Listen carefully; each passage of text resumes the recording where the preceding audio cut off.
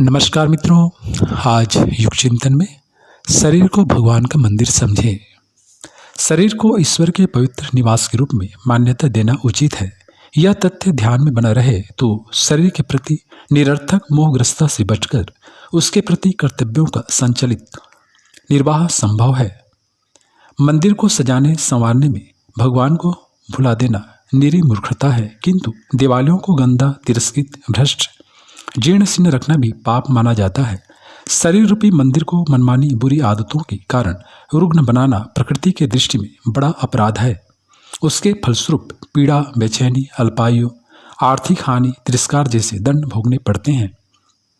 रुग्णता बीमारी कहीं बाहर से नहीं आती, विकार तो बाहर से भी प्रविष्ट हो सकते हैं तथा शरीर के अंदर भी पैदा होते हैं, किंतु शरीर संस्थान में उन्हें बाहर निकाल फेंकने की अद्भुत क्षमता विद्यमान है। मनुष्य अपने इंद्रिय असंयम द्वारा जीवनी शक्ति को बुरी तरह नष्ट कर देता है। आहार विहार के असंयम से शरीर के पाचन तंत्र, रक्त संचार, मस्तिष्क, स्नायु संस्थान आदि पर भारी आघात पड़ता है।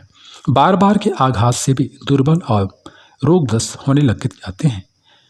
निर्बल संस्थान अंदर के विकारों को स्वाभाविक ढंग से बाहर नहीं निकाल पाते, फलस्वरूप वे शरीर में एकत्रित होने लगते हैं तथा अस्वाभाविक ढंग से बाहर निकलने लगते हैं।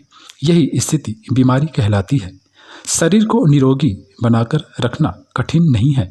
आहार, श्रम एवं विश्राम का संतुलित बिठाकर हर व्यक्ति आरोग्य एवं दीर्घ जीवन पा सकता है। दूसरे नियम भी ऐसे नहीं जिनकी जानकारी जनसाधारण को न हो सके, उन्हें थोड़े से प्रयास से जाना जा सकता है। आलस्य रहित श्रम युक्त व्यवस्थित दिनचर्या का निर्धारण कठिन नहीं है। स्वाद को नहीं, स्वास्थ्य को लक्ष्य रख के उपयुक्त भोजन की व्यवस्था हर स्थिति में बनाई जानी संभव है। सुपाच्य आहार समुचित मात्रा में लेना जरा भी कठिन नहीं है। शरीर को उचित विश्राम देकर हर बार तरोताजा बना लेने के लिए कहीं से कुछ भी लेने की नहीं जाना पड़ता। यह सब अपनी असंयम एवं असंतुलन की वृत्ति के कारण ही नहीं सत पाता और हम उस सुर दुर्लभ देह को पाकर भी नर्क जैसी हीन और यातनाग्रस्त स्थिति में पड़े रहते हैं।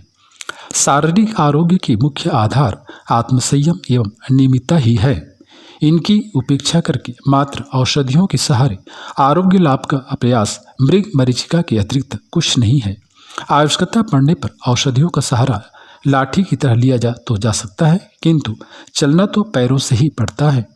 शारीरिक आरोग्य एवं सशक्तता जिस जीवनी शक्ति के ऊपर आधारित है, उसे बनाए रखना इन्हीं माध्यमों से संभव है।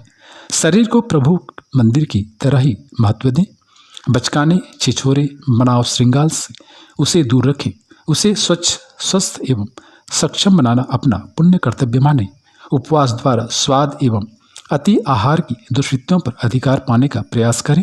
मौन एवं ब्रह्मचर्य साधना द्वारा जीवनी शक्ति क्षीण न होने दे, उसे अंतर्मुखी बनाने का प्रयास करें। श्रमशीलता को दिनचर्या में स्थान मिले।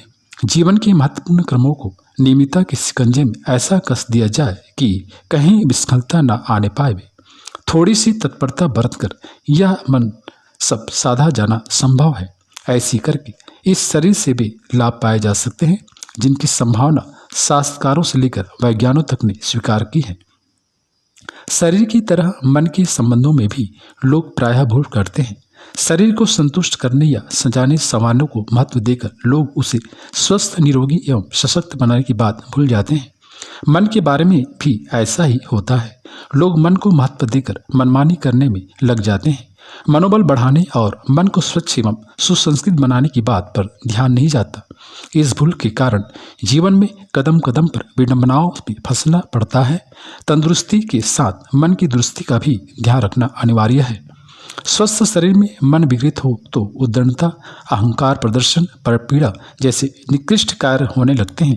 गुंडे बदमाशों से लेकर राक्षसों तक के पतन के पीछे यही एक तथ्य कार्य करता है। अपराध जगत में जो कुछ हो रहा है उसे अस्वच्छ मन का उपद्रव कहा जा सकता है। मन को जीवन का केंद्र बिंदु सब कहना असंगत नहीं है। मनुष्य की क्रियाओं, आचरणों का प्रारंभ मन से ही होता है। मन तरह तरह के संकल्प, कल्पनाएं करता है। जिस ओर उसका रुझान हो जाता है उसी ओर मनुष्य की सारी गतिविधियां चल पड़ती हैं।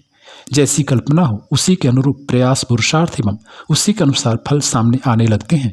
इसीलिए शास्त्रकारों ने मन की महत्ता कदम कदम पर बतलाई है।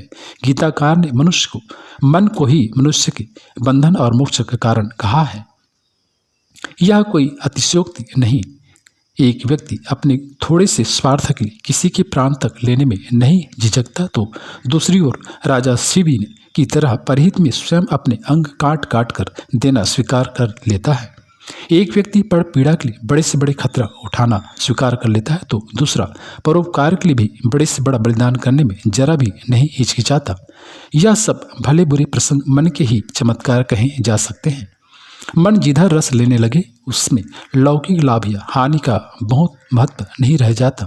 प्रिय लगने वाले प्रसंग के लिए सब कुछ खो देने और बड़े से बड़े कष्ट सहने की भी मनुष्य सहज ही तैयार हो जाता है। मन यदि अच्छी दिशा में मुड़ जाए, आत्म सुधार, आत्मनिर्माण एवं आत्मविकास में रुचि लेने लगे तो जीवन में एक चमत्कार ही प्रस्तुत हो जाता है। सामान्य श्रेणी का नगण्य स्थिति का मनुष्य भी महापुरुषों की श्रेणी में आसानी से पहुंच सकता है। सारी कठिनाई मन को अनुपयुक्त दिशा से उपयुक्त दिशा में मोड़ने की ही है। इस समस्या के हल होने पर मनुष्य सच्चे अर्थों में मनुष्य बनता हुआ देवत्व के लक्ष्य तक सुविधापूर्वक पहुंच सकता है। शरीर के प्रति कर्तव्य पालन करने की तरह मन के प्रति भी हमें अपनी उत्तरदायित्व को पूर्ण करना चाहिए। कुविचारों और दुर्भावनाओं से मन गंदा, मलिन और पतित होता है, अपनी सभी विशेषता और श्रेष्ठताओं को खो देता है। इस स्थिति से सतत सतर्क रहने और बचने की आवश्यकता को अनुभव करना हमारा पवित्र कर्तव्य है। मन को सही दिशा देने के लिए स्वाध्याय की वैसी आवश्यकता है जैसे शरीर को भोजन देने की। आत्मनिर्माण करने वाली, जीवन की समस्याओं को सही ढंग से सुलझाने वाली उत्कृष्ट विचारधारा की पुस्तकें पूरे ध्यान, मनन और चिंतन के साथ पढ़ते रहना ही स्वाध्याय है। यदि सुलझे हुए विचारों के जीवन विद्या के ज्ञाता कोई संभ्रांत सज्जन उपलब्ध हो सकते हों तो उनका सत्संग भी उपयोगी सिद्ध हो सकता है।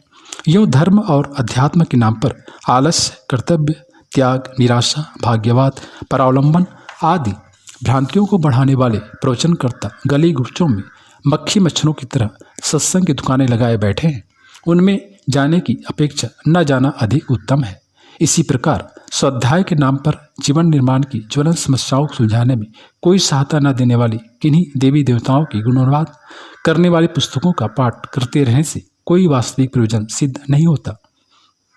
मानव जीवन की महत्ता को हम समझें, इस स्वर्ण अवसर के सदुपयोग की बात सोच अपनी गुत्थियों में से अधिकांश की जिम्मेदारी अपनी समझें और उन्हें सुलझाने के लिए अपने गुण, कर्म व स्वभाव में आवश्यक हेरफेर करने के लिए सदा कटिबद्ध रहें। इस प्रकार की उपलब्धि आत्मनिर्माण की प्रेरणा देने वाले सत साहित्य से, प्रबुद्ध मस्तिष्क के सत्पुरुषों की संगति से एवं आत्मनिरीक्षण, आत्मचिंतन से किसी भी व्यक्ति को सहज ही हो सकती है।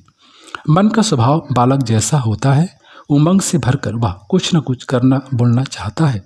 यदि दिशा न दी जाए तो उसकी क्रियाशीलता तोड़फोड़ एवं गाली गलौज के रूप में ही सामने आ सकती है। बालक को उसकी क्रियाशीलता के अनुसार कार्य मिलता रहे तो वह स्वयं भी संतोष पाता है तथा दूसरों को भी सुख देता है। मन के लिए उसकी कल्पना शक्ति के अनुसार सद्विचारों एवं सद्भावनाओं का क्षेत्र खोल दिया जाए तो वह संतुष्ट भी रहता है तथा हितकारी भी सिद्ध होता है। स्नेह, कृतज्ञता, सौहार्द, सहयोग, करुणा, उदारता जैसे भावों को उभारते रह जाए।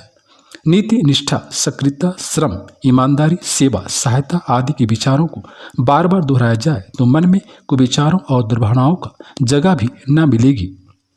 परिस्थिति एवं वातावरण के प्रभाव से बहुत बार मन पर उनका असर होने लगता है। उस स्थिति में कुविचारों के विपरीत सशक्त सद्विचारों से उन्हें काटना चाहिए। जैसे स्वार्थपरता, धोखेबाजी, कामचोरी के विचार आए तो श्रमशीलता तथा प्रामाणिकता से लोगों की अद्भुत प्रगति के तथ्यपूर्ण चिंतन से उन्हें हटाया जा सकता है। यदि किन्हीं के विपरीत आचरण से क्रोध आए या द्वेष उभरे तो उसकी मजबूरी समझकर उसके प्रति करुणा, आत्मीयता भाव से उसे धोया जा सकता है। यह विद्या सत साहित्य के स्वाध्याय, सत्पुरुषों की संगति एवं ईमानदारी से किए गए आत्मचिंतन से ही पाई जा सकती है। मित्रों, लोहा लोहा से कटता है, गर्म लोहे को ठंडे लोहे की छेनी काटती है। चुभे हुए कांटे को निकालने के लिए कांटे का ही प्रयोग करना पड़ता है। विष को विष मारता है, हथियार से हथियार का मुकाबला किया जाता है। किसी गिलास में भरी हुई हवा को हटाना हो तो उसमें पानी भर देना चाहिए। पानी का प्रवेश होने से हवा अपने आप निकल जाएगी। बिल्ली पाल लेने से चूहे घर में कहाँ ठहरते हैं। कुविचारों को मार भगाने का एक तरीका है कि उनके स्थान पर सद्विचारों की स्थापना की जाए। मन में जब सद्विचार भरे रहेंगे तो उस भीड़ से भरी धर्मशाला को देखकर अपने आप लौट जाने वाले मुसाफिर की तरह कुविचार भी कोई दूसरा रास्ता टटोल लेंगे। स्वाध्याय और सत्संग में जितना अधिक समय लगाया जाता है उतनी ही कुविचारों से सुरक्षा बन पड़ती है। रोटी और पानी जिस प्रकार शरीर को सुरक्षा और परिपुष्ट के लिए आवश्यक है, उसी प्रकार आत्मिक स्थिरता और प्रगति के लिए सद्विचारों सद्भावों की प्रचुर मात्रा में उपलब्ध होनी ही चाहिए। इस आवश्यकता की पूर्ति स्वाध्याय और सत्संग से, मनन और चिंतन से पूरी होती है। युग निर्माण के लिए, आत्मनिर्माण के लिए यह प्रधान साधन है। संकल्प की, मन की शुद्धि के लिए इसे ही रामबाण दवा माना गया है।